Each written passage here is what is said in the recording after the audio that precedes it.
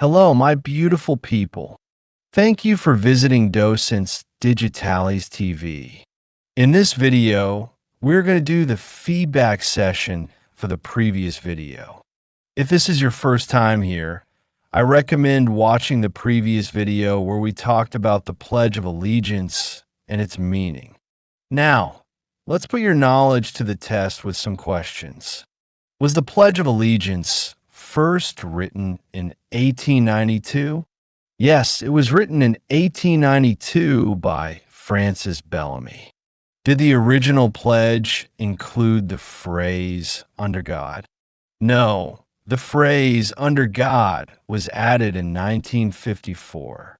Is the Pledge of Allegiance only recited in schools?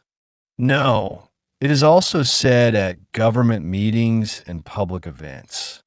Do people place their left hand over their heart when saying the pledge? No, they place their right hand over their heart. Was the pledge created to promote patriotism and national unity?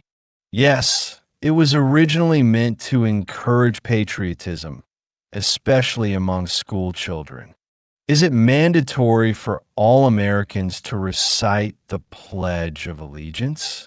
No, participation is voluntary, and some people choose not to say it. Was the pledge written by a U.S. president? No, it was written by a Baptist minister named Francis Bellamy. Does the Pledge of Allegiance mention freedom and justice? Yes, it includes the phrase, "with liberty and justice for all." Was the pledge originally written for the U.S. military? No, it was created for school children to promote unity.